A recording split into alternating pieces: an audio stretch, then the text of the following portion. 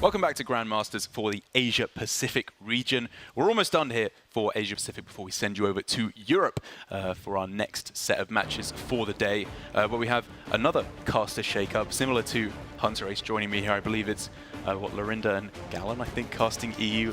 All the usual suspects are away to Admirable's wedding, to which we wish many happy returns, and I hope he has a lovely wedding. Unfortunately, we didn't get invited. We didn't get invited, yes. So we're putting you on blast on camera, Admirable, all right? You're called out. But we get the honor of casting some fantastic matches in Asia Pacific here. Glory up against Tyler is going to be our final match of the day. And it's another Mage versus Rogue, like we saw last time. And if you would like to borrow my deck list for Glory, it might look a little bit different to what we saw last time. Yeah, this is more like just standard Mage we've seen recently, with no special tech inclusions like the Questing Adventures and the Luna's Pocket Galaxy. Yeah. Just running overall, what I would say is just the strongest Mage cards right now. Nothing too special. He has the hedge towards the Warrior with the Antonidas in the deck, and he has the double Sea Giant hedge towards the Mirror. And it's just standard. Very standard, very good build. I mean, this is pretty much the exact list that we were looking at, or very similar to the list that we were looking at building together, kind of behind the scenes spoilers for Hunter Ace's prep for GM. We were looking at Mage, right? And this is the list that I've been playing. Oh, this is just one card of the deck I brought to Vegas first. Right, exactly, so, yeah, with the Twilight Drake that you had in there, I believe. Yes, it's basically the same, and it's super close between the Twilight Drake and the Sea Giant. It just depends a bit what matchup you're hedging for and what you expect of your opponents. So it's just very standard and a very safe bring for the Mage in general if you're a bit unsure about what you're going to face and want to be solid all over the place. Yeah, I think it's very, very respectable. And up against Tyler's Vendetta Package Rogue, a little bit different to what we saw from Flurry in the last series. And it looks, I mean, to be honest, a very standard Water Rogue. We're seeing two of the most vanilla builds of these archetypes going up against each other. Sea Giant at the top end, obviously we've seen that can be pretty good against the Mage. I mean, it wasn't very good in the last game because obviously Alutem got all the freezes to shut down the Giant anyway. But I think this list looks pretty reasonable against the Mage in the first game. Yeah, this is, again, just an incredibly standard deck. I think we saw the exact same list brought in week 2. So, wow. Yeah, it's incredibly standard and nothing too special with it. Also with the classic Mage and Warrior sidebars. Yeah. So, and also very standard sidebars. So, really just the same we've been seeing multiple of the weeks. Yeah. So we won't call it an outdated deck list, we'll call it vintage. It's old school, this deck list from Tyler.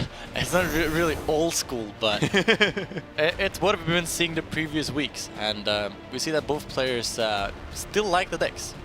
Yes. So it will be interesting to see how it pans out, because again, it's a very interesting matchups. A lot of different opinions on how the matchup actually goes, and yeah, we'll see how it turns out in this game. We saw that in the last game, Alutemu managed to find a lot of different options on how to play the matchup, and it really rewarded him. And we'll see if Glory manages to do the same. As you may notice there, if you are a regular Tyler viewer, he's not in his usual accommodation. He stuck around after the Masters Tour event in Las Vegas. I believe he tweeted out a picture earlier with him, Oskaka, and Sho, a real blast from the past, chilling by the pool. Yeah, and as far as I know, it's very late in Vegas right now. I mean, we actually, I'm gonna Google this now because we were kind of curious what is the time in Vegas right now. To which the answer is 5:30 in the morning. It is 5:30 in the morning. So it could be very early, but knowing Tyler, I'm going to guess it's very late. It might be very late. So, yeah, we'll see. We will see. As we've got a kind of interesting couple of starting hands here. Glory on the coin, which is pretty nice for him because otherwise he would be looking very miserable against an early Edwin. But his hand, dare I say, is insane.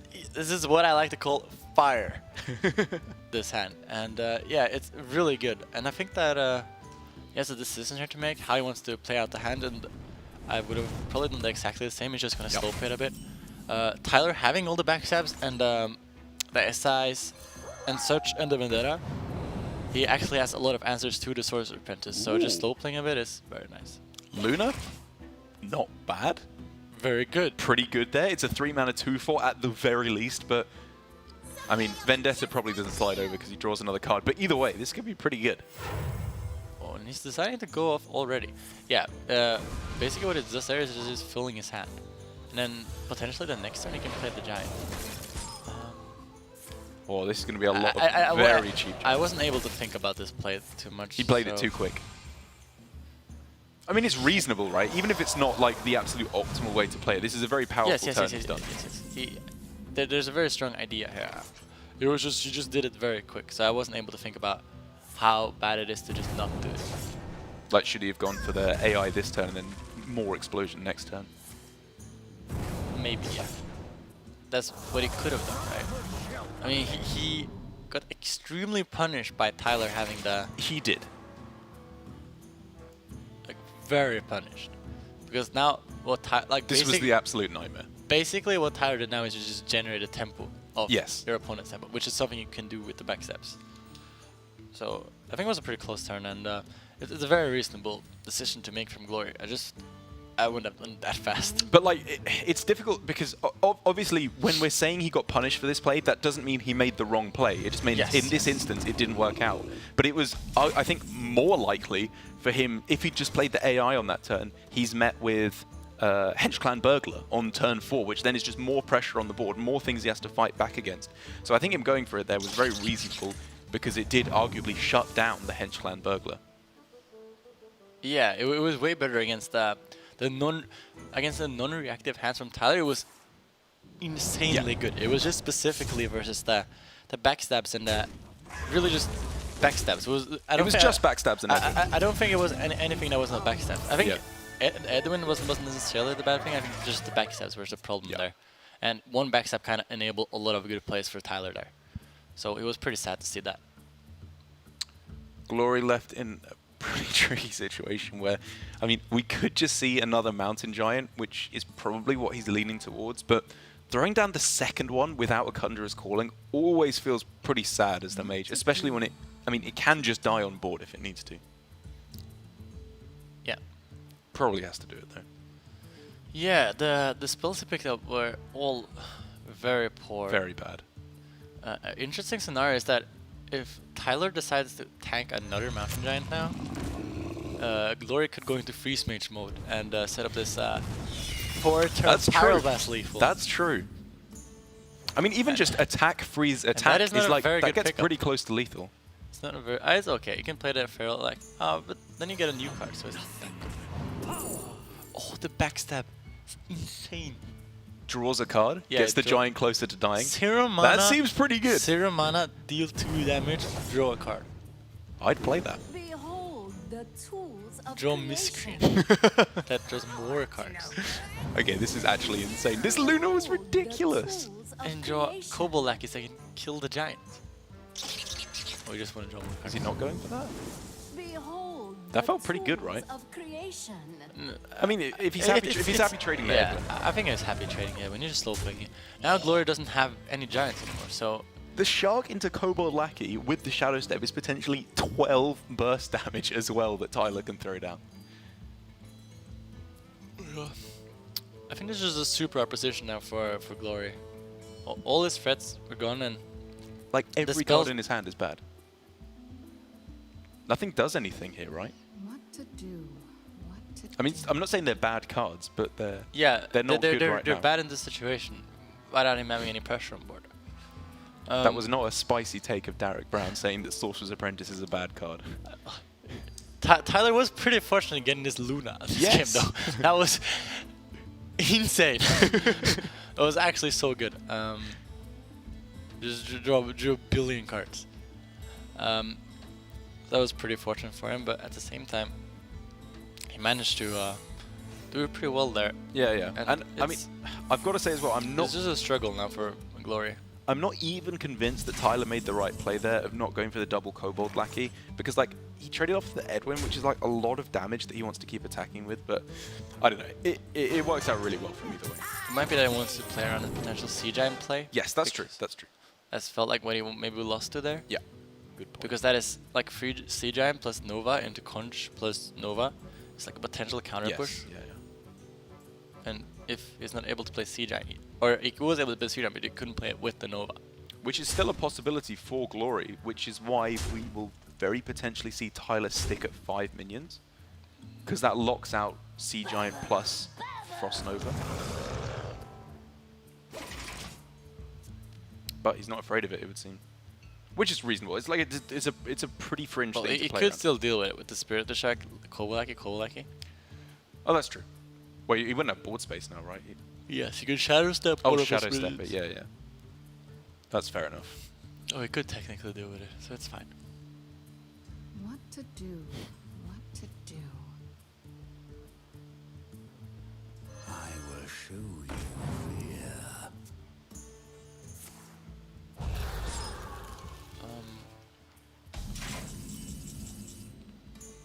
So Leroy, what's the secret? Do you remember? Spellbender and I think splitting image. So nothing that stops him from Tyler going is for lethal. board lucky himself. Dude, And I'm this a- is something you wait, have to be wait, afraid of y- against Mage. Yes, actually, I was actually wrong with, but he couldn't actually deal with the giant. I was just wrong. Wait, I- he could have gone like No, he couldn't because lackey one of his own minions. No, and but then- that doesn't work. You just spawn him in and he's so kill him. This doesn't work. Yeah, also, there's Yeah, I this. guess. I was just.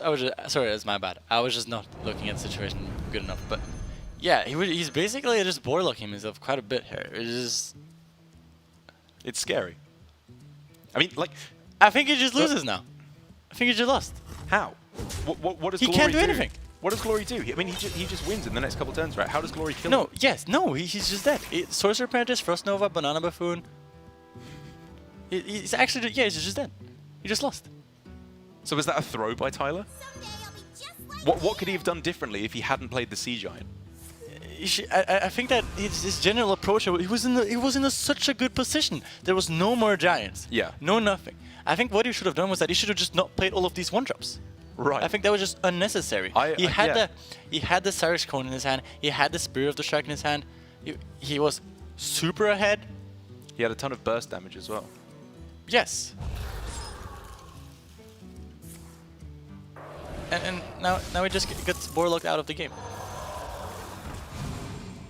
Because there's even a Pyroblast next turn. Yeah.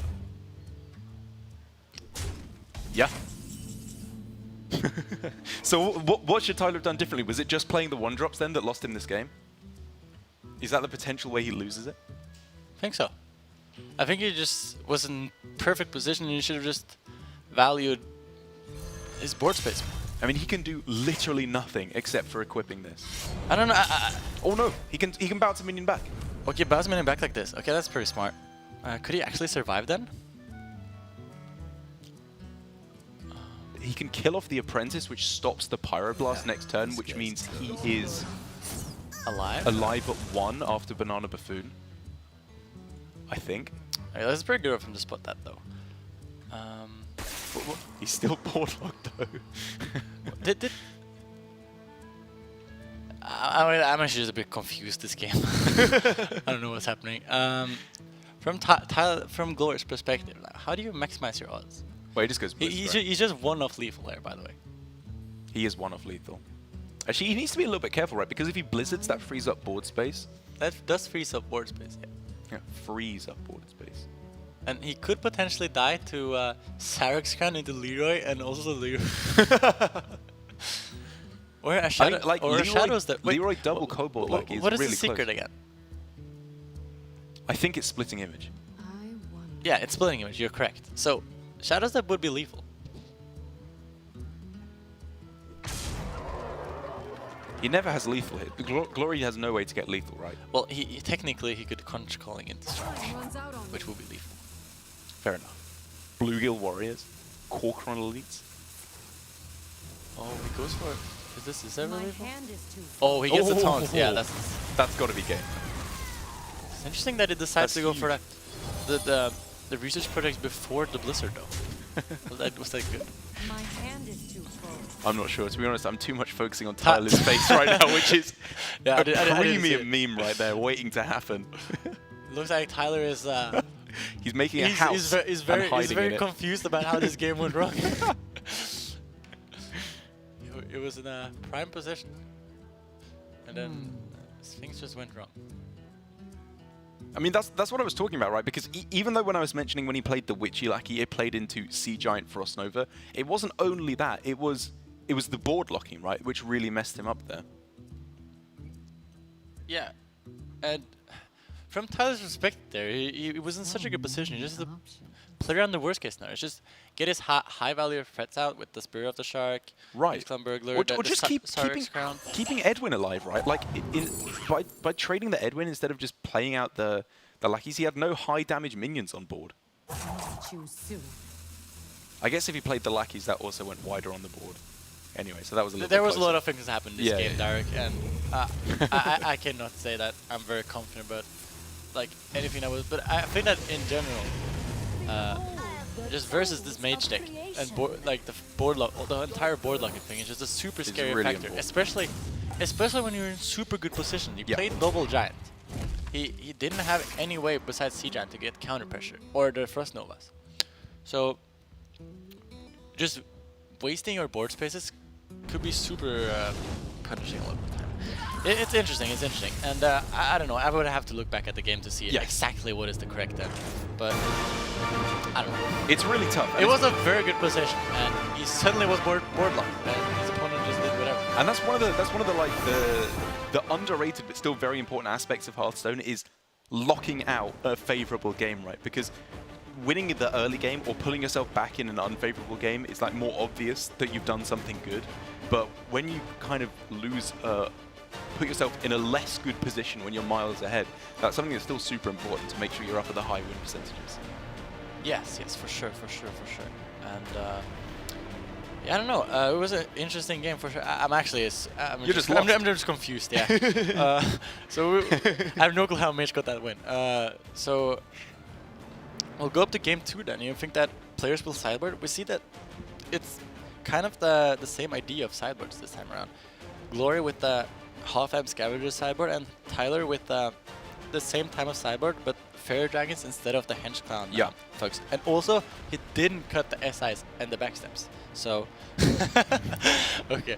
So he should be a bit better against the aggressive game plan. Yeah, I think I like it a lot more from Tyler. It's kind of an interesting decision he went for, like you said, with the Fairy Dragons over the Hench Clan Thugs. Is there one that you prefer over the other versus Mage, of Fairy Dragon versus Hench Clan Thug, or do they both kind of serve the same purpose? It's a bit dependent on... It's just a bit dependent. I like the idea of what Tyler did though, with cutting the Cable Rats and then adding an additional 2-drop instead of the Cable Rat. I think that makes a lot of sense. So in this situation, I guess I like the Fairy Dragon, but I can't tell from a lot of experience from the Rogue side, so I'm just not very sure. I think it's a very reasonable cut from Tyler. I think it's pretty close. I think so too. And as we play tennis with Glory's deck list, I'm going to steal it back for a quick glance. Like you said, the Snip Snap, Halftime Scavenger, Rabble Bouncers. You're not really a big fan of Rabble Bouncers, so I hear. I mean, I did bring Rabble Bouncers to Vegas, but I don't think they're particularly amazing or anything. I think that they're very, like, Rogue could often just play around it, especially when they run the Blink Fox list, and it's just a card that sticks in your hand a lot of the time, which is very annoying, and it could get a bit clunky. Also sometimes with the Mage, it just doesn't feel that good to cyber because you always just cyber at good cards. So just running the Rabble Bouncers instead of what he, for example, has here with the Luna and the Sea Giant, for example. Those are really good cards. Those are really good cards in the deck, so it's just super expensive to sideboard cards. And they're not like particularly amazing, they're just a bit situational and sometimes very good. So there's positives and negatives with it, and I'm not like super fan, but I don't mind it either.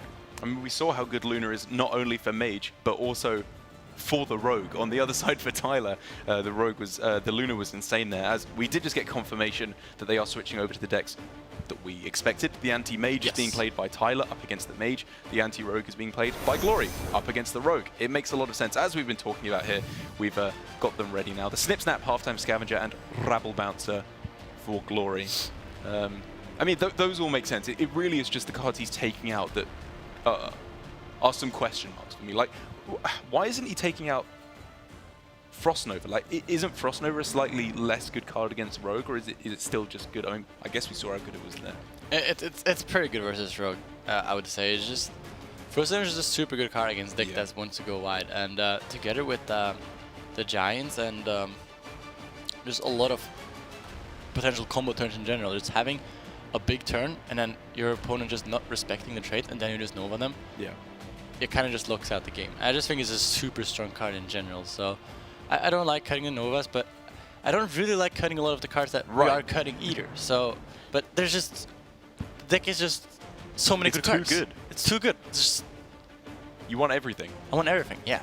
So just feels a bit bad in general, and he has to cut something. So he decides to cut. Some of the cards are not that influential in the matchups, but cards that make the deck good in general. So I like the way he sideboarded it, but I don't think the deck gets that much better. But I think that the Halfham Scavengers, for example, is super important and are very good in the matchup. Yeah, I mean, we saw that from Alutemu in the previous game, where the Halftime Scavengers, even though they were killed by the Doomsayer, were still pretty insane up against the Rogue in that series. I see what you mean, though. It is just super tough with the Mage, where you don't want to get rid of any of the cards. I mean, you were running into the same problem when you were looking at both Masters Tour and Vegas and GM this week. But for the Rogue on the other side, I think it's a little bit easier in terms of what is cut, as we can take a look at the Rogue now. For Tyler, Evil Cable Rat, Life Drinker, Waggle Pick, and Ziliax going out for him here in favor of Betrayal, Fairy Dragon, Sap, and Walk the Plank. It's pretty similar, in all honesty, to Flurry that we saw in the previous game in terms of what's going in. It's really just what's going out that I think I like a little bit more from Tyler. Yeah, Tyler deciding to, rather than cutting a lot of the early game removal and the potential to like just kill a bunch of small minions, which is in general a tactic you want to do a lot in the matchup when Tyler runs the Walk the Planks and the Betrayals and such. He decides to cut the Evil Cable Rats, which is a very good card, but at the same time not that strong when you're already running 2 Novices and now 2 Fairy Dragons. So it makes a lot of sense from Tyler's side. Also, he decides to cut 1 Life Drinker, 1 Waggle Pick to have the threat of both of them still, which I like a bit. Yeah, I think I like it too. I mean, we've seen that the Burst, Burst is kind of weird against Rogue, because the Life Drinker, being able to have something that goes over the top of Grave Horrors can be pretty useful up against the Mage when you have limited Burst that goes over the top of it. But I think what we're seeing is that now that the deck is often cutting Eviscerates as well, you generally just don't really go for the over-the-top burn plan. You just try and hit them loads in the mid-game, kill off the one Mountain Giant they play, and stop them from playing taunts in the first place. Yeah, I agree. And it's going to be a close one, as Tyler, I think, if he's going to be able to take this series, it's not only the sideboard that's going to bring him back in, it's going to have to be playing a little bit better in terms of locking, not board locking himself, because we've seen time and time again against Mage, it's a super underrated thing that you really have to consider. I know that this is something that I personally saw, and I don't want to put him on blast too much here, but for Fino in a Master Tour event where he was not playing up to his usual scratch, I think, in terms of how well he usually plays, and board space was a big part of that for him in the Mage Mirror. Yeah, and the Mage Mirror is a very big thing. It rarely happens in the Rogue Mage matchup, I would say, but it's just something to be aware of in general when it comes to the Mage matchups. And if you're facing a good Mage player, he's very aware of the possibility of actually doing something like that. And Tyler rubbing his hands together there as he sees his mulligan. I think I would as well. That looks pretty good to me. Yeah, he has all the cards that he takes for the matchup. Pretty much. He did keep the Walk the Plank off the mulligan as his only card. He drew both the Fairy Dragons off the top. Do you like keeping Walk the Plank? Because it's a little bit reactive, I think. You'd rather find your own proactive, aggressive options. No. You don't like the I don't think I like it. I don't think I like it. Yeah. I think that it's not the most important thing. Yeah. It's a side, like, the situations that Walk the Plank is good in is when you're already ahead and you get to go further ahead. So in the situation where he's in now, it's extremely good because it just keeps up the developing pressure for him. But I don't really like this as a single keep, especially on the coin where your opponent is super likely to go for aggressive game plan rather than the giant game plan. Very good point. So yeah, I would not keep it. But Tyler does decide to keep it. He's also deciding to not train any of the Sorcerer Apprentice, which... This is dangerous, dude. Like, even just, what, Snip Snap? Do you ever Evocation Cyclone as well? It's It puts a 2/2 on board, which is pretty good. you could get pretty punished by it, but there's also so much guess value in pushing the free. I don't know. I'm not sure. Yeah. It's pretty close, but sometimes he could get very punished. He gets very rewarded here by the outcome, but I'm not sure. Also, you see, walk the plank when your opponent is just going very fast. Yeah, just, it's completely nothing here. it's literally nothing. That card in his hand literally doesn't exist. He kind of has 2 cards in his hand, and it doesn't exist. It did draw the backstab though. If it didn't draw the backstab, I mean, he had nothing. right. So what does he do? Does he trade backstab Edwin? That sounds awful. Yeah, I think he does that. He just wants to keep on developing the pressure now. But now we see again this tech inclusion for the mage. The half-time scavenger on 4 It's pretty being nuts. impossible for the rogue to react with because of it being a spell stealth minion into the conch colony. Even with Just the 1 being damage as incredibly well. strong. Yeah, he gets the value trade. I mean, he doesn't get the armor off of the overkill, but I think he's pretty fine with that. It's just very strong. And now he gets the value trade into the evocation cyclone also. Ooh. We could potentially make his Step the Edwin bigger. Yeah. But then his hand is Very bad. yes. But his hand is very bad. I mean, if it doesn't draw anything good from novice, his hand is also very bad. Yeah, that's true. It might be it's worth it. I feel that Because I mean, a 6. I feel like we just don't beat the conch calling if we don't do it ever, right? Right. And like 6/6 is such a weird spot because the Glory really doesn't want to conjure his calling it as a 6/6, but it's still doing a lot of damage. No, we'd never conch calling it. That's Yeah. for sure. I think it might just we're probably just forced to make it a 6/6. It's just if we don't make it a 6/6, we're just too weak to conch calling. It's just way too much tempo. I don't think we get back. I don't think we ever get back now. Yeah. Like nothing has enough tempo to pull him back if he doesn't make it a 6/6. Wow. He does not make it a 6, and he also holds onto the novice, so he's playing for the shark draw. Rather than is there anything on 2 we can draw now? Also, you could also don't just think say so, that right? maybe your opponent doesn't have the conch calling. Yeah. Right. Yeah. It's just the con. Yeah. Okay, Daryl. Okay. With the ping first, even turning his hero power into basically gaining 3 armor rather than dealing 1 damage. I like that a lot. Oh, we didn't want to tempo the cyclone here. That is a bit surprising to me. Like, is he really expecting to get more than 2 spells soon? I'm surprised too, Derek. I think I would have. It doesn't make Sea Giant playable for Tyler. I think that was just a pretty easy Cyclone. I would have cyclone. Yeah. I mean, at least my initial thought would have told me to cyclone there. And Tyler has to use the betrayal for only tempo now. This is miserable for Tyler. Like, considering he had a hand that was And good. And Glory just gets another value train into conch calling. Yup. That's insane. Again, the aggressive game plan versus the rogue sideboard. Just getting wins. And I think we can clearly see for Tyler, I mean, again, you don't want to be results-oriented, but I think by saying that Walk the Plank was the wrong keep here, it's not being that results-oriented, because how likely was it for Glory to go pass, AI, Giant? Like, you don't mulligan for that. You can't even do that. You can't even do that. You have to go pass, AI, banana, buffoon, then giant. Right, okay, yeah. So it's super slow. At that point, he's probably going to do the combo play anyways. He's going to try to combo the giant. I mean, this game isn't over yet either, so Tyler still has, but it's super hard for him because now he's just playing entirely reactive. I mean, that's a pretty good top deck for the future, but there's literally no way to combo even, as you see the Give 2 the eager random underling friendly. there. It's actually. Did you know what that card did, all honesty? Wait. Weren't we supposed to play the Cyclone because of that card? Oh yeah. Probably, right? That's true, yeah, you're probably right, actually. That would have been nuts, actually. I don't know why, I mean, I think the Cyclone should have come down like 2 turns ago, but... I would have played the Cyclone 2 turns ago too, but I don't know. Yeah. I mean, like, the upside could be huge. If he picks up an AI and he goes for a big Cyclone turn, then it's nuts, obviously. Well, this could happen. Yeah, but now we just have No. Now we just have less. We're just getting less and less value every turn. He is Cyclone. getting less and less. Let's just less and less tempo. I think he's playing a bit too greedy with his Cyclone here. I think he's undervaluing how important the tempo is and just getting additional cards. The Mage spells aren't always unplayable, so it could be potentially helping with just doing powerful stuff every turn.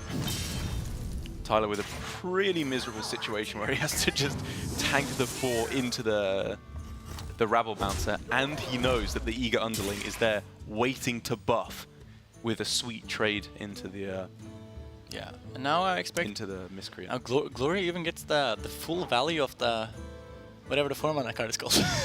The Eager Underling, Casper. The Eager Underling. Yeah, he gets full value of it Because Tyler poked it last turn. Yes. I mean, in worst case, he could have pinged it himself. That's the Galaxy Brain play. Yep. Yeah, I think he's just gonna. You could go Evocation, Mana Cyclone, Sea Giant. Right? Yes.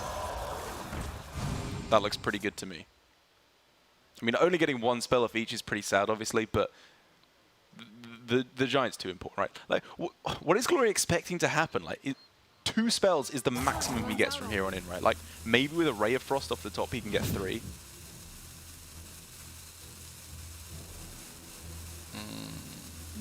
He is slow playing this game so hard. I can't find a good reason not to play the Giant over Right. the Rebel, to be honest. You just want you want pressure. You want to end the game as quick as possible. Like Betrayal? No. He used Betrayal. Yeah, He used yeah. both Yeah, yeah, Betrayal he's and used- Roll he's used Supply. So Betrayal. the Yeah, only yeah. answer is Sap. And versus Sap, it's better to play the Giant because it's most It's likely going to cheaper. be. Yeah, it's cheaper. I agree. So I think this was a wrong decision by him. I mean, I think this game overall has actually just been pretty sloppy on both sides, to be honest. I think there's a lot of things that both players could have done to improve their chances. Yeah, maybe. And I don't know. Gloria just played it super slow, to be honest. Right. Like, imagine if Tyler would have picked up a Togwaggle. Exactly. Togwaggle's the out right here. Yeah. Then we would have. That would have been insane. I actually think Tyler is just supposed to step one of these lackeys at this point. Because Togwaggle's his only out. Yeah. I mean, he got pretty unlucky in not bouncing either of them with the waggle pick there. I don't think we win without the Togwaggle top deck. Into having a lackey on it. What else does he have? I mean, like, there's no one top deck other than that draws a card, right? Yeah, I mean, that draws think enough I think cards. it's the only thing that wins, right? Isn't it? Maybe there's a Henchcon Burger out, so he can go for that too. But is it better though than the Togwaggle out? So this is kind of an interesting decision now for Glory, where he could go Barrier, Evocation, Cyclone, and then play the Sea Giant as well, but that does leave up one of the lackeys. If we save the Cyclone all the other turns, we're saving the Cyclone this turn also to ping one of the minions. Okay. Fair enough. I think that's right. I mean, Yes. it locks out the out of Togwaggle. Yes, Right? this is just the correct play. I also think so. I like this a lot. And now Tyler can't play the Togwaggle, and he's also just just doesn't have any very good cards. I mean, does he have any outs at this point? It has to be like Shark off the top into Engineer the next turn, but then he's just taking too much damage.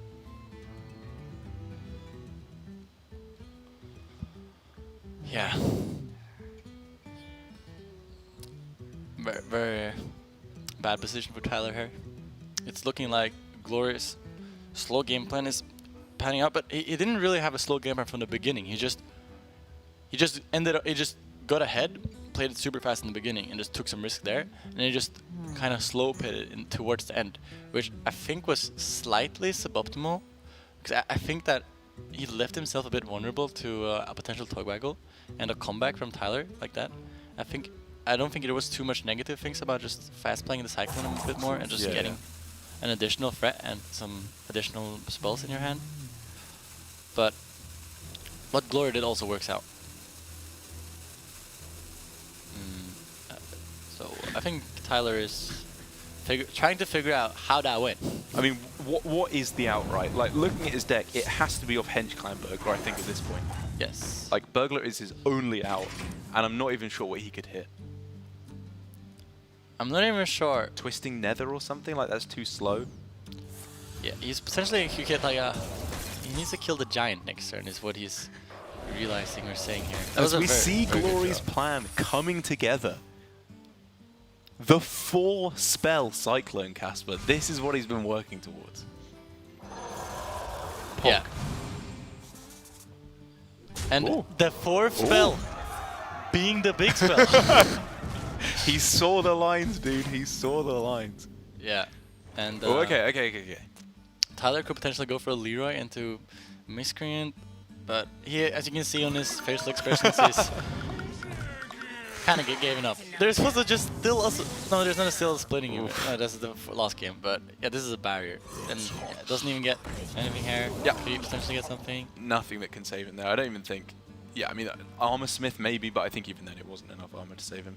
Yeah, I don't think so either. And yeah, Glory locks down the victory. A super big victory for him because I believe this group is extremely just one-sided. Very polarized. Some players are doing very well and some players are doing very bad. So both of these players are, even though they're very good score, both of them, I think they're not like top of the group yet. Right. So it's gonna be extremely big win for Tyler. And, I mean for Glory, and very bad for Tyler that he takes this loss because Glory could be one of his biggest contenders for the 3rd or 2nd place. Right, as I believe that Shaxi was on a 7-1 record at the top of Division B. Either way, Glory can put himself right up at the top after this week if things go his way in his other matches. And I think even though there were some slight qualms we had with how he was maximising his chances in that game, maybe playing a little bit slow and giving Tyler the out of Togwaggle for 1 or 2 turns, I think It's just a small thing though. it's small, yeah.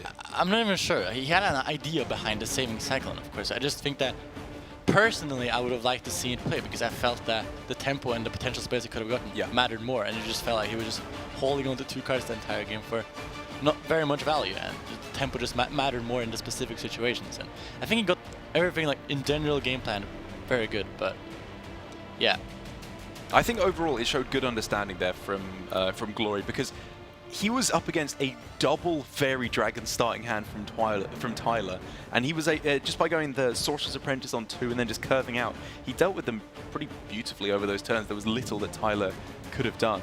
As I believe we're ready to take a look at the results from today's matches. Some pretty back and forth games, a lot of 2-0s that were pretty one-sided. The Surrender vs Frosty game I think was one of the most interesting ones for me, outside of Surrender's blowout Edwin's in a couple of the games. There were a lot of really interesting lines that could have been taken there from both players. Yeah, also, I mean, we clearly have low sample size, but we see some matchup panouts here being consistent.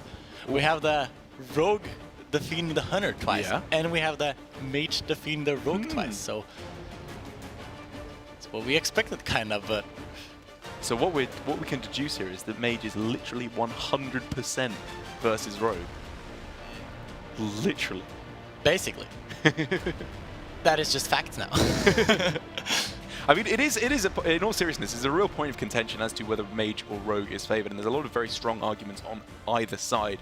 But I think the way we're seeing it is that not only is the opinion going to change, but the actual percentage is also going to change as the way players play Mage changes, I think. Yeah, I think that Mage is just a deck that there's just so much you can do when it comes to how you play the game and how you learn the different matchups and the different decks. So I think that both Elitemu and Glory noticed this like super well, and it really showed off in their games and rewarded them with the victories. It really did. And having taken a look at the results, we're going to look now at the standings to see how these matches affect the overall record for these players, mostly in Division A that we saw today. Alutemu moving up to 8-1. I mean, the only undefeated player left now is Fino, but he could be on the same score as Alutemu after his match later on in Europe. 8-1, super, super respectable. And I think we can agree, we saw why after his matches. I think his understanding of Mage overall was very, very strong. Yes, I agree. Alutemu was a player that kind of went under the radar last year, but he was one of the top point earners. Yes. And he was, I believe, the best performing player in Japan. So it's just very, very strong performance overall, and it's really showing this year in the GM League that I think he's just playing stronger than most of his Asian competitors and getting rewarded for it. Chonsu down on the bottom side, however, with the Mech Hunter going 0-2, I think it was, the stats. I've got to be honest, I'm open to being persuaded otherwise, but I am still I'm still not convinced on Mech Hunter. I don't really see what it's trying to do in the meta. Maybe we'll see. It's trying to win, Dirk. Okay, well, it's trying to win. I'm trying to win at Hearthstone. Trying. It doesn't mean I'm very good at it. Yeah.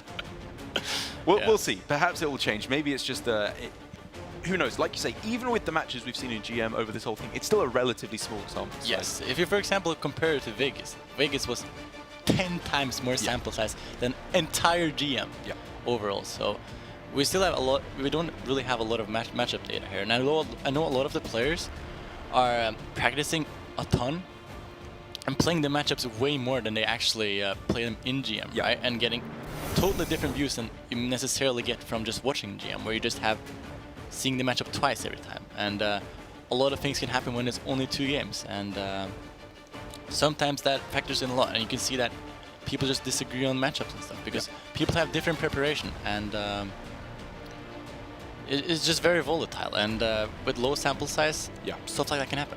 It can indeed, especially as we've said, the difference both in terms of the cards that are generated and just the play style can really affect it in general, because there's no one true percentage as to how the matchup shakes out. It all depends on how the players are playing it and all that other good stuff that goes with it.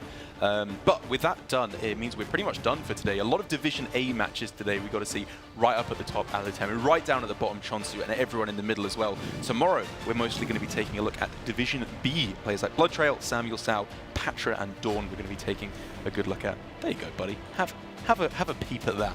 Thank you. A lot of good matches. Like you said, looking great. A lot of rogues tomorrow. We also see that Rivers is gonna take on a rogue then with the Shaman deck. That's right. The Shaman deck that we saw right at the start of the day kind of getting stomped by the Warrior from Tom. So maybe he's finding a matchup that he's looking a little bit more forward to there. But I think it's going to be a good one because Division B, very polarized. A lot of high win percentages, a lot of low win percentages at the bottom.